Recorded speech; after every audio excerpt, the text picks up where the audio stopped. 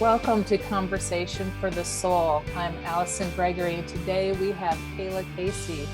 And Kayla is empowering multidimensional youth to claim their mastery and work within it and navigate this 3D world. Welcome, Kayla. How are you? Hi, thank you. It's so good to see you again. Good to see you too. Well, I'm excited for this conversation today because the youth are just so important to where we're heading in the world right now. And I think it's amazing work that you do with these Thank you. kids. And I can't wait for you to share all about it with everybody. But first, let's talk a little bit about how all this came to be. How did you awaken? And then how did you transition into this line of work, for lack of a better word? Okay, all right. Well, it wasn't until 2012 actually that we'd say awakening actually took root. You know, I've had several experiences along the way that I would call awakening experiences, but this is when the whole ascension vocabulary and meeting the supportive people, and it just kept the momentum going versus the one or two like aha moments. But those were fun too. Yeah.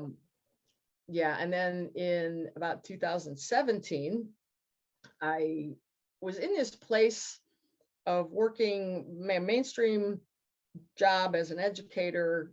I've been working about 15 years with students with emotional and behavioral issues at a day treatment center, and was just getting worn down. And it's just all this negative, it's the nature of the work. A lot of traumatized kids, just really, I sometimes would refer to them as the society's throwaway kids. It's like, you take care of them. We don't know what else to do. You know, which is what got them there to begin with. Yeah. In my opinion. So, but it's hard work. And as I was approaching 58 years old, still going, what am I meant to do? Because this really feels like it's a soul killing experience. And from there, I started really investigating. I ended up having a channeled experience, wondering if I'm supposed to get out of this work. You know, please tell me I'm supposed to get out of this work. And instead, what came back was an acknowledgement of some of the gifts that I was carrying as far as being here to be that presence. And what I am perceiving as perhaps soul killing is actually almost an awakening. And as that awakening is happening, I'm inviting these energies to come at me because I'm a safe space for these kids. There's some recognition at that soul level that it's like, okay, bring it on, give me your stuff. And it was interesting because I always described it as I kind of had to keep a little bit of a bubble, a distance. So it twisted and reshaped that perception enough to go, oh, let me be aware of that, you know. So I went in the next day and it just felt a little different because I'm looking at them differently. Now, still, the days were tough. They didn't get any better. If nothing, they may have gotten a little worse with just my own awareness. But that year, I went to an expo and I heard Mary Rodwell talk. Now, my whole idea of ETs at the moment, you know, I barely got used to people like being credible channels. Now that I can handle, you know, 5 years earlier, even that was too far out there for me. So I'm at this expo going, well, I might as well sit through this. It's about children. I don't feel a big connection with it. And she's talking about kids and her book, The New Human, and all her experiences with the kids and how they're talking about going to spaceships and astral traveling and learning about technologies. And there's two parts of me. One is sitting there going, I can't believe if anybody's here to watch me sitting here right now, they'd probably want to lock me up. Like, what are you doing? And then the other part was like these key codes, which I barely knew what that meant at this point in my own journeys, but my head could not hold a thought. And it was like fireworks going off. And I thought, wow, pay attention to this. And within 3 months, I found myself joining a light worker program that offered an exploration of discovering what my gifts are. Wow. And it's really looking at lifetime patterns and beliefs and activities that really got my passions going. And then another channeling session on mission and purpose. And it all came down to, you have a presence, an energetic presence that is allowing you to be connecting to these awakened and awakening children in a way that's going to mirror back to them who they are. And when I heard this, I was really disappointed. It's like, no, I wanted to be like a healer, like my friends, and have holy hands and be channeling. And what's presence, you know? I mean, I just laugh now, but it was a serious reaction, you know? And it's like, I work with kids, come on. And it led to working with the Conscious Youth Program, which was almost my playground for allowing my gifts to really unfold. And it turned out that my gifts weren't going to unfold until I took the work and did the action. Right. So that place of utter, who am I? Oh my God, I don't know what I'm doing, along with I have to trust, because the only way in is in. And I'm sure so many people experience that same thing. It's, I've got to, once you commit, you're going to be given the guidance and the gifts to do where you're being led. And it's I spent a couple of years in that program, and then felt called to, you know, time to spread your own wings. You have your own vision, really embody that. And Young Ascended Masters was born out of that transition. Wow. So what did you notice, like, in the very beginning, when you finally were comfortable enough to step in and start working with these kids? What were some of the first aha moments that you had where you're like, oh my God, there's really something to this. I can tell I'm affecting this kid in a positive way. One of the original aha moments was, oh my gosh, these are just kids like all the other kids. I'm like, oh my gosh, conscious youth. Who are these conscious youth? I don't know any, do I? So one was like this is a human kid going through normal human development kid stuff. And they're seeing auras, and they know things that they've never been taught, and they're communicating with animals and manipulating energy. And those first 6 months, I found myself almost having to like remind myself that I'm the adult in the room, because the awesomeness just bowled me over. And in that, part of my wanting to give the message to them to recognize just how amazing they are, came back the reflection of their surprise almost in my putting that on them, because this is who they are. It's almost like, you know, someone saying, oh my gosh, you've got such great brown hair, and I'm so impressed. It's like, but it's just my hair. So, you know, you see auras, like, well, I've always seen auras. And, you know, you and I, perhaps on our journeys, are striving to claim these gifts back. And these kids are born with it. So, yeah, so I see this in them, and it's like, oh, I want to be like you, you know, and then we find out that we all are in different ways. So that was almost a difficult lesson, because I did find myself holding them up in a way that perhaps they even rejected. I mean, nobody outwardly did, but you know, nobody likes to be held up on a pedestal, and kids don't really understand when you're doing that, you know. So for me to hear about timelines and energy distortions in their field. I'm like, wow, that's really something. Their experience of it is they have a hard time driving because they can't focus on the road. So what looks like a gift and is interpreted as a gift to us isn't really. These kids that are beginning to be aware of their telepathy, well, they can't concentrate in school because all this chatter is going on in their head. So it's really challenges that I never imagined. And the one thing that I realized that really can make an impact is how easily they find community in the group. And speaking one-on-one with them or in the group, they don't really have more than one or two people in their lives that they can talk about who they are freely. You know, the one girl this was in person at one of our events, and I was talking to her. I think she was 13 at the time, and just welled up with tears. And one was acknowledging how nice it was just to be with others.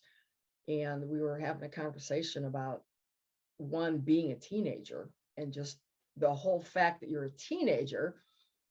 You know, we got down and dirty, and let's just talk about teenager. You know, let me just say it, it sucks to be a teenager, and I know how hard it is. And you know, I'm not giving even a lot of feedback back, which is a teenager thing. But I'm you know, just going with what's coming out. And one girl offered, she just had a best friend and finally told her that she talks to spirits, and one actually lives on her ceiling and is her support. And her best friend not turned on her, but accused her of being the devil. And that was the end of their relationship. Now she was heartbroken. I mean, she's 13 years old with a best friend, and got to that point of feeling safe enough to say, hey, here's another layer of me. And that's what happened. So it was like, wow, you know, so yeah. So how do you even, like, I'm just thinking, okay, so if I'm working with some kid that's going, I can't concentrate in school because of my telepathy, I'm hearing everybody's thoughts, blah blah blah, how would you even begin to offer guidance to that? The telepathy is a tougher one for me personally. I don't have it. Talking about empaths and how to separate that energy, I guess my theory on that's similar. excuse me, when someone's feeling something as a parent or an adult, and you see that huge switch in a kid, you know, they were fine a second ago, and all of a sudden either they're feeling sick because, wow, I'm feeling sick, look at them now, or they walk into a store and they have this heightened arousal that nothing happened except walking into a store, so they're picking up stuff. To me, that's almost easier to explain to the child what's happening. And the more self-knowledge they can have, the more empowered they can be. And let's work on tools for, you know, de-sliming you, or, you know, depending on the age of the kid, how you talk about that. And telepathy, it wasn't until one night that we had, actually Brooklyn Rain was our guest teacher, who's going to be on tomorrow night again with the kids. She told me afterwards, being very telepathic herself, she pointed out two girls that she started communicating with. And as I go back and look at the recording, she says it was really cute. They heard me, but they weren't quite sure what to make of it. And as I looked, I could see their head kind of cocked a little bit, as if, like, you know, the dogs are, not to compare them to dogs, obviously, but, you know, it's like, what is that? And what I believe, getting back to even your question, helping a child identify that as something that is an ability like telepathy, has to be harder because we don't know what's happening to them. You know, they might just hear it as another one of their voices, or God forbid, tell someone that they're hearing voices, go to a medical doctor, and now fear of being schizophrenic. So I think it isn't until the kids are going to be older that they can even identify their own telepathy. Now, I could be wrong. Again, that's just my experience in the last 3 years. And certainly having resources is great if there's a possibility that this is happening. Certainly, let me give you the name of somebody who can give you more information intuitively and telepathically as well. But it's exciting to watch it happen. And I reached out to the mom, giving her that feedback that, you know, this is what's going on, and she's recognizing it more in her daughters, which is kind of neat.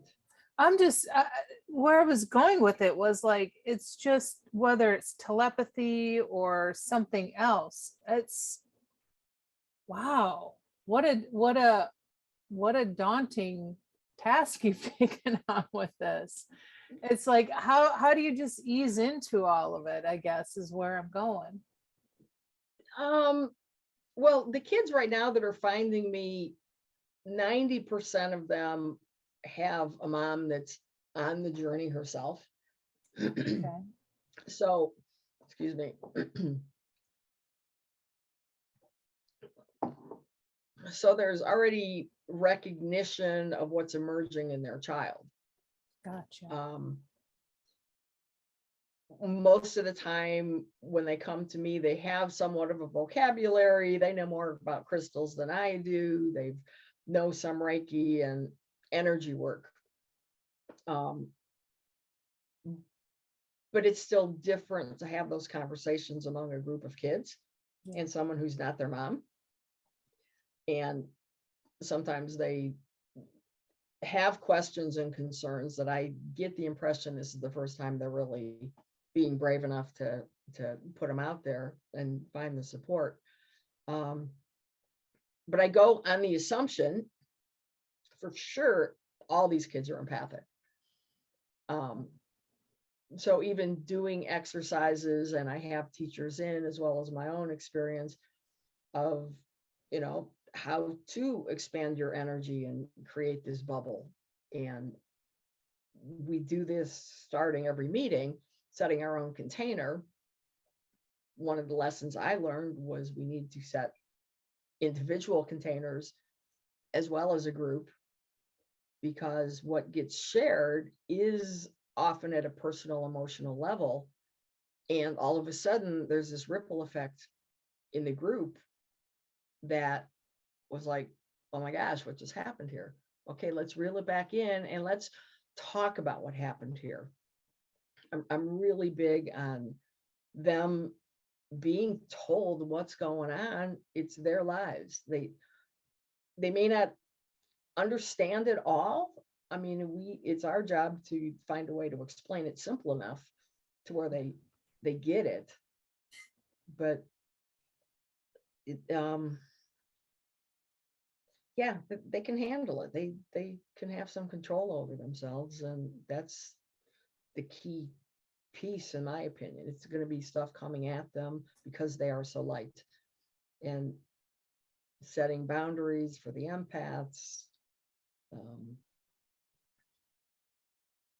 Leaks and auras. I'm doing that 31-day video series through the month of May, just putting out short little snippets. And one story I just told was about an 18-year-old that found the group just in so much pain and agony over being barraged daily by entities and beings, and most of them, her experience of them as being really negative, and would find her own ways to wash a lot, take showers, just how to cleanse herself without really knowing how to do this.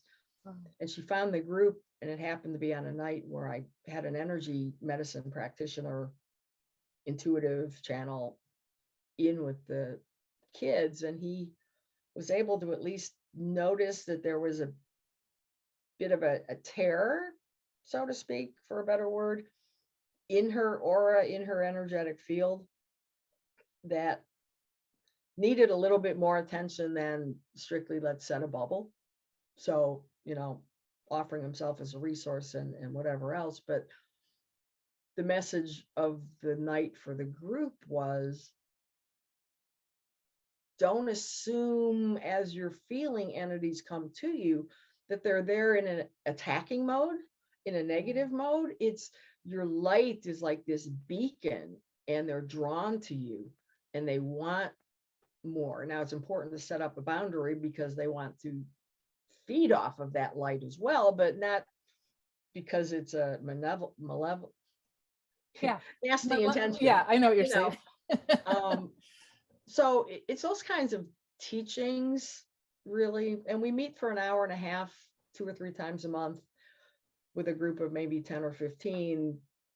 And it's really frustrating to only be able to dabble in all of this. So my goal, and as Young Ascended Masters really rolls out, to have, something that we can offer 4 or 5 weeks with the same group and really take a deep dive into some of these things. That's like my passion project. So hopefully in the fall that's going to roll out a little bit more. Oh, I love it. I love it. Yeah. Something you said that might be helpful for other people to hear. Let's say, and we know nothing happens by accident. So let's say a Right. parent should stumble upon this conversation and they're not necessarily awakened, as we would say. What kinds of things can parents that aren't on this path look for in their children that might be clues that, oh, perhaps they have gifts and abilities that are not of this world? Like, I feel like a lot of probably autistic kids or on the spectrum, like Asperger's or perhaps ADHD kids, perhaps have some gifts there, but they just get shoved into this box or that box. That's for sure. Yeah, that gives me chills. And I was just going back to some of the work and things that I've talked about in those 2 regards. So my what if, okay, let's talk about tools and techniques. If when I first started out, there was still this skeptical mind, and most of my default jumps to my mind first. And it's that learning to, get the heart mind cohesiveness going. So what if opens the door to being curious and allowing possibilities to happen? And if we could stay in that state without jumping to either fear of, oh my gosh, what's wrong with my child, or any other presumptions that we might want to get to. And I guess even with looking at kids with autism, they're slow to become verbal, if at all. What if these are the kids that are coming to the planet with their soul blueprint, with this higher vibration to be our teachers, to show us the potential and the possibility of being in a heart space? And if they're so high vibrational, they're looking at us going like, why are you talking to me? I don't need to talk to you because we're already talking. And they're in this telepathic space. Now, mom in the meantime, may not be at that level to even have a intuitive sense that there's that communication. Mm-hmm. So in a way, we're being called to up our own spiritual game to be able to communicate with them in that way.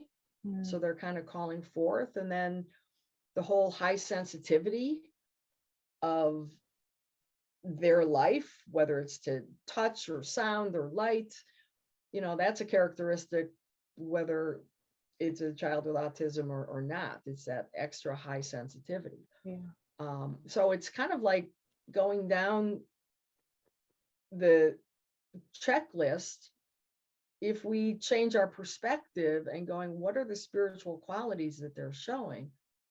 And I was open to this idea, or opened to the connection with the high vibration and the autistic. And then about 2 months later, in my place of employment, we're a day treatment center, and we have a whole center for autism. It's one of the biggest in the state of Ohio. And they assigned me there to start the year. And it's like, it's not my professional background. I don't have that layer of, licensing or training. But And spirit wanted you there. okay, like literally those 2 months before, I just started exploring this work, and I thought, you know what? My real life, what I thought was real, the mainstream teaching job, 5 days a week, every day. And then on Tuesday nights, I meet with these conscious kids and these spiritual conversations and everything else. And it's like the contrast got so big. Part of my intention and desire for the universe was to bring these into some kind of balance. And then I get assigned to this school, and going in with the perspective of, these kids are masters. How do I connect? And there were, now all of them, just like all of us, were at various levels of evolution. So I'm not across the board saying every autistic child is a high vibrational, like telepathic being, but they might be. Yeah. And one boy, as he's doing typical autistic behaviors and wandering around the room and very little eye contact, and at one point he starts hitting his head, and I thought, okay, just go with this. My gut said go with it. So I went and I put my hands on him. Now, fortunately, the other teachers just assumed that I was probably preventing him from physically hitting.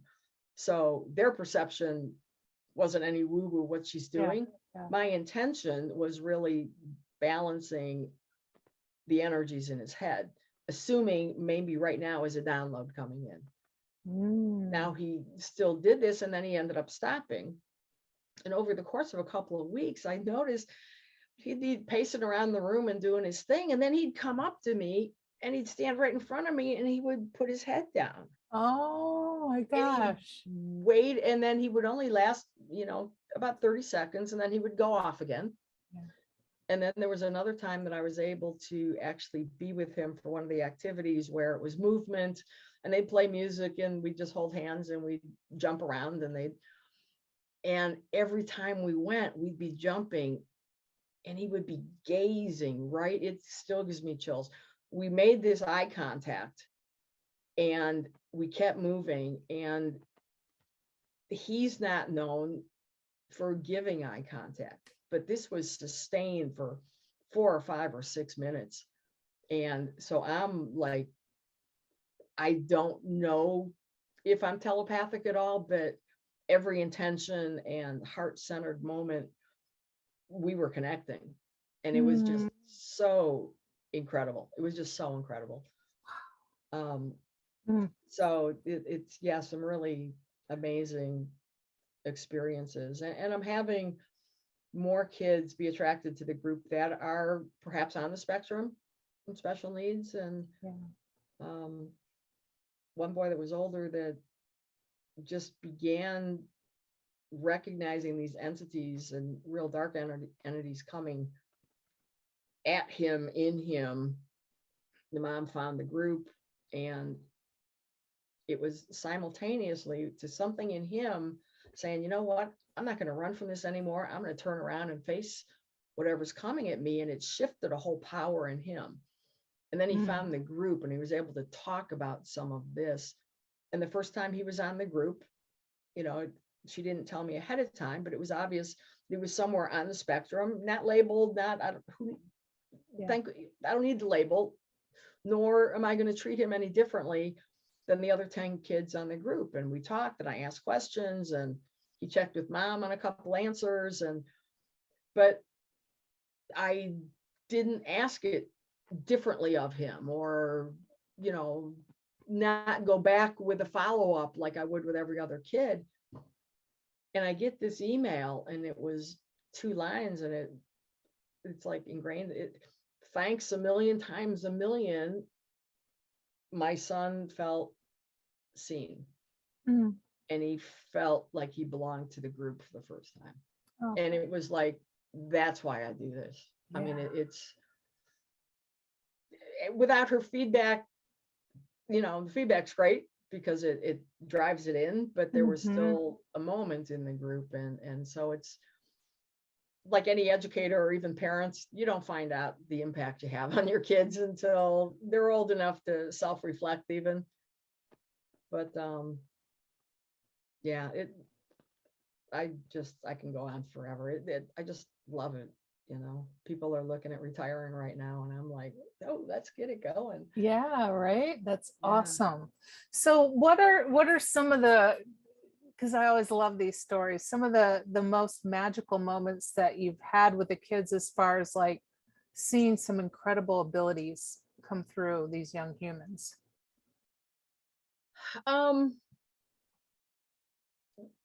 in their sharing, well, okay, the most fun thing I did with one, and again, she wasn't, well, she was impressed in a different kind of way. I took them time traveling one night, Mm. and we did a visualization, and they went back in time, and I limited them to this lifetime, just because you can prove this lifetime by their experiences going back. And then we went forward to talk to their future self, and then they all shared. And one girl in particular, who was 15 at the time, went back in time and visited a younger self. I had them like in these spheres down the time traveling tube, and they were controlling it by their telepathy in their heart, and they'd know where to stop and the doors open and then do what you're going to do there. So she talked to her younger self, and she was very distressed. She gave her some reassurance, got back in, traveled to her future, surprisingly stopped at 18, and she's only 15, but she felt, and she's so insightful and self-reflective and knows what planets, and if you take a left here, where you're going to end up, and like Wow. sees grids and is a science nerd and musical. I mean, she just like is just so authentic and gift. It's and they all are. But so she saw her 18-year-old self doing her ideal job, which was performance. Mm. Now, in the meantime, she's 15 in high school, gifted academically in so many ways, and everybody's foreseeing her taking one of those traditional routes.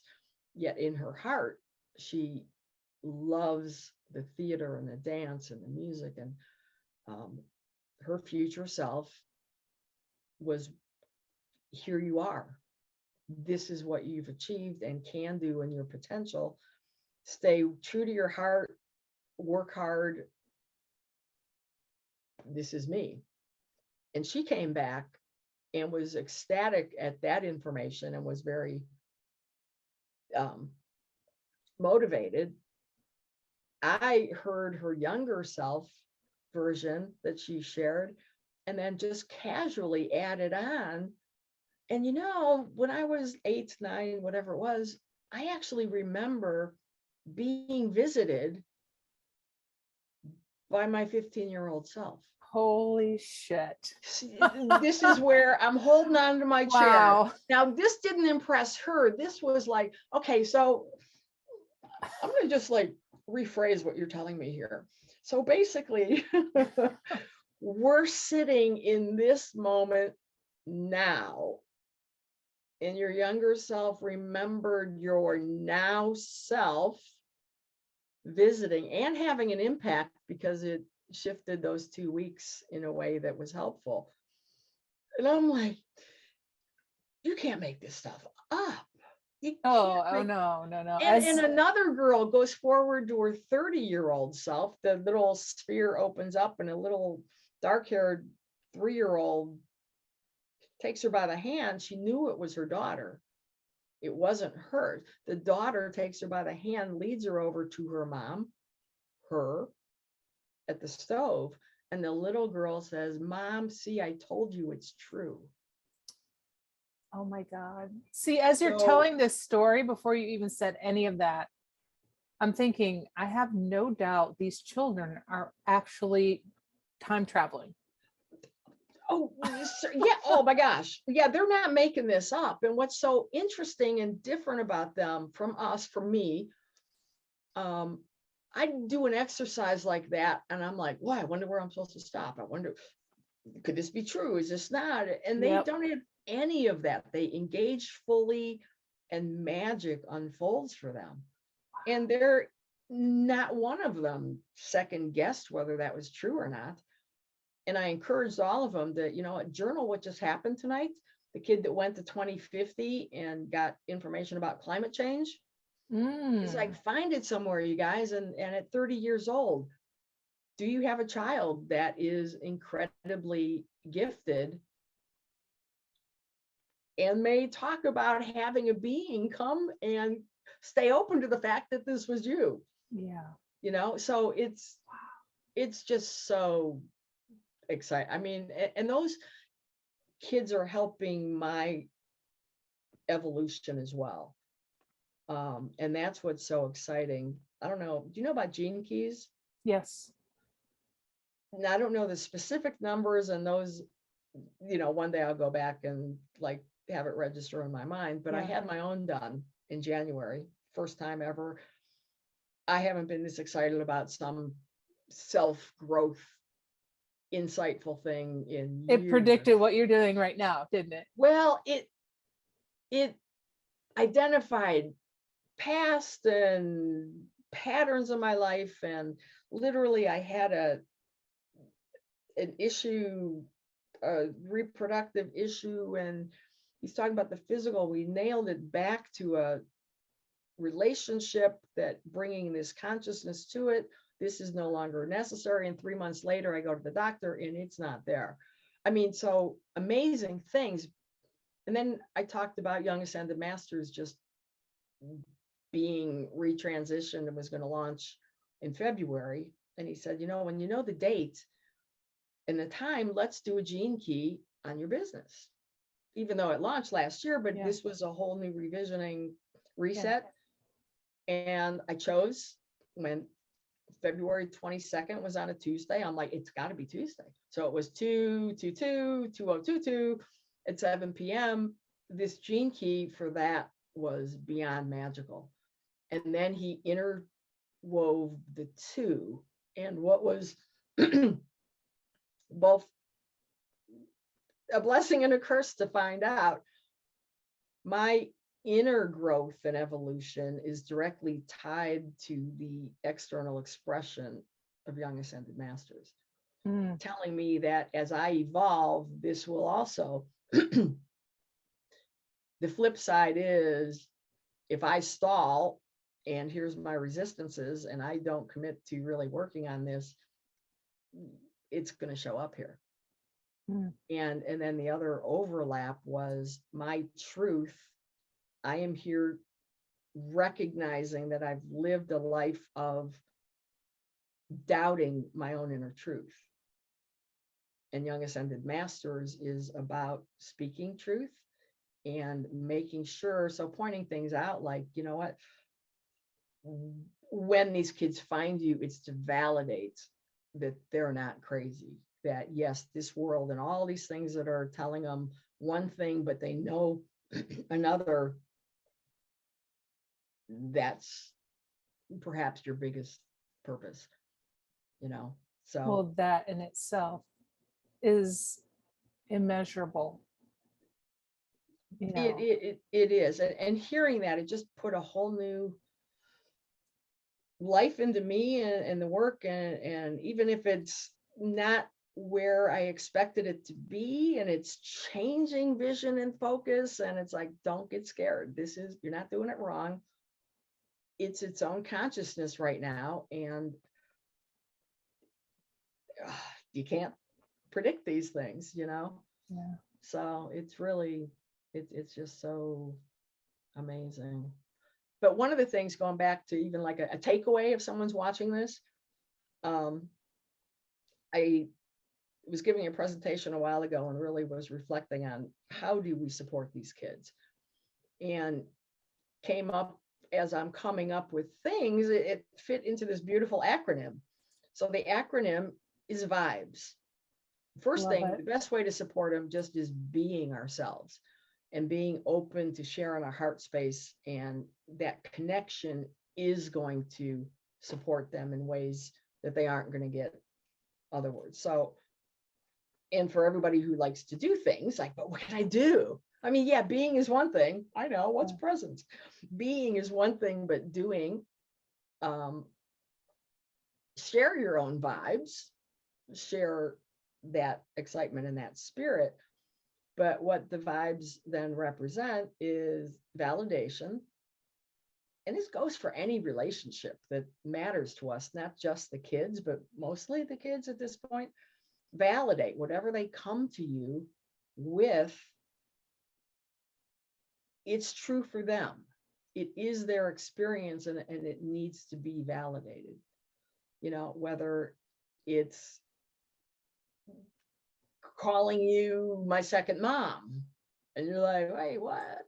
You know, but just validating who they are, and it's going to ground them in that. I is showing an interest. And the more we can turn to them and be fascinated and playfully curious, it's going to keep them talking, for one, which is what you want.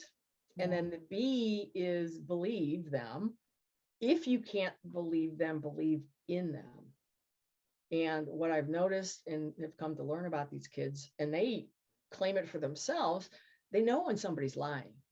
Their empathic abilities and their ability to know, recognize when your inside vibration is not matching the words that are coming out.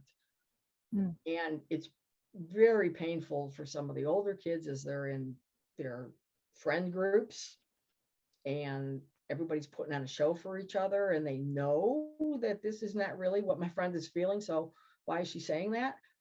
And at that point, they can maybe have a little self-understanding. You know, the 5-year-old that mom is telling them one thing and they know, they experience that as lying. It's like, why is my mom lying to me right now? And we need to know that. So in this believe in, you know, if little Jimmy wakes up in the morning and said, wow, I was just on a spaceship and this is what I learned, my recommendation to parents is, if you don't believe him, don't tell him that you do, because they're going to pick that up. So there's ways of saying, wow, that's really interesting. Tell me more. That must have been great for you. But try really hard not to. Our default is, of course, you want to support the kid. Oh, yeah. Do you believe me, mommy? And it's like, of course I do. Well, when you say that is going to be doing more damage than saying, you know, that's never happened to me, but it's so neat that it's happened to you. So there's ways around the direct answering of that. And then the E, as far as exploring it, you know, whether it's little kids, have them draw pictures, the older kids, you know, talking about spiritual principles even, and helping them make a link between what's happening and to stay with it, not get scared by it themselves. And then finally, the S is really speaking your own truth and your own spiritual journey, and giving them a vocabulary, or saying, you know, there's another way of looking at what just happened when this kid blew up at you, you know, and open the door, maybe talk about energy, or finding that neutrality and explaining it in a spiritual way. And if you're not on your own spiritual path, let them guide us, because they are here to awaken us. And if we're already awake, then it's to deepen that awakening in ways that every day is a new experience for all. And, you know, I mean, literally, you can't walk outside without having a new ping and awareness and awakened, you know? So Humor me for a moment here. love Go to. go into your time travel bubble. See all these beautiful young ascended masters that you've worked with to date. Now, travel forward 50 years. How have these beautiful souls and all the beautiful souls to come that you've worked with, how do you see them changing our world? Wow, great question.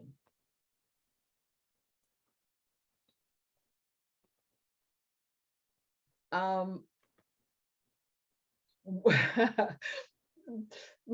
first laughing response is, wow, I wonder if I start eating healthy and really work out, how close to that 50 years am I going to get?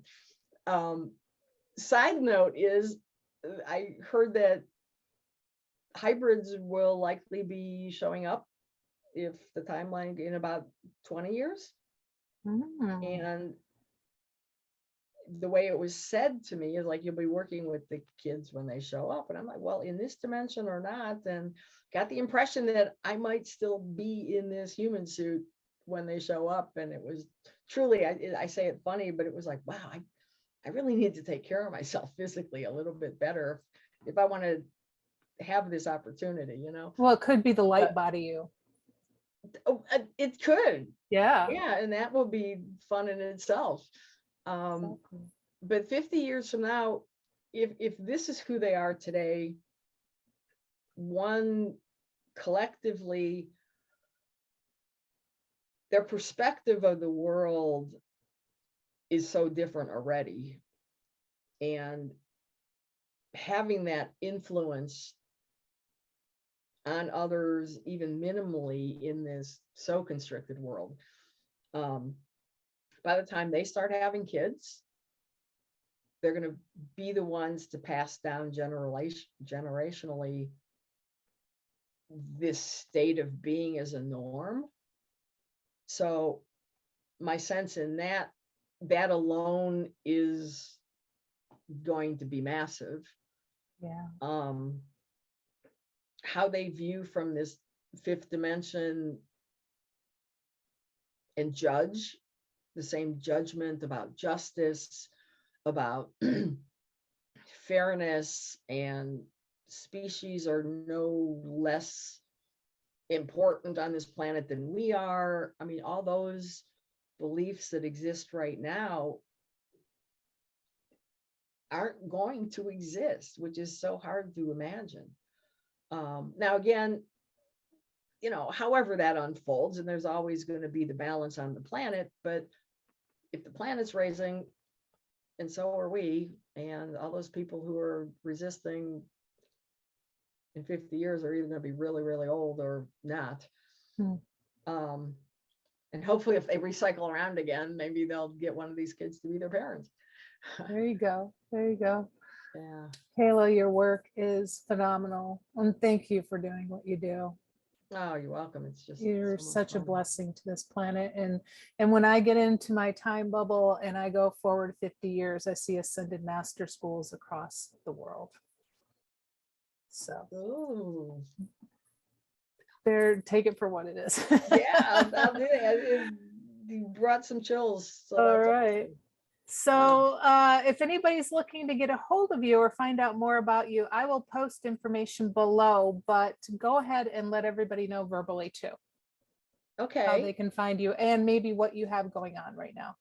Okay. Well, the big news is somewhere in the next 2 weeks, I'm going to actually have my website launched. Yay. Yeah. So that's youngascendedmasters.com.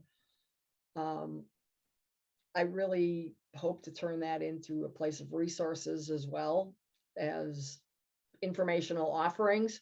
Perfect. But right now, what's active, the remote groups, we meet 3 times a month on Tuesdays. And so if your child right now is between 8 and 18, they can participate twice. We break into smaller groups and then come together as one. I have a parent group, which is just magnificent. and it's women who are finding as much community nurturing for themselves as they are supporting their parenting. And that meets on the first and third Wednesdays of every month. And any of those, if you want information, just, again, my email will be down below. And that vibes I was telling you about, I really have plans to turn that into like a 5 or 6 week course where each night we take one of those letters, and it's self-transformational. What I'd love to do is with professionals who are working with kids, like therapists and counselors and social workers. And how does the validate, how is it working out in your profession with these new kids that are coming that you probably can't talk to your peers with right now? But then how, so the self-transformation along with the working with the kids, and just like the parents, our conscious inner children need the healing so we can work with our conscious children. And it's just, so there's lots of like really fun stuff coming down the road. That's great. Yeah, that's great. Thank you, my dear. I Thank so you. appreciate you being here. It was so awesome. And we'll say goodbye to everybody. And if you want to stick around, we can have a quick chat afterwards. So okay, great. Thank you, everybody. Bye, everybody. Fun.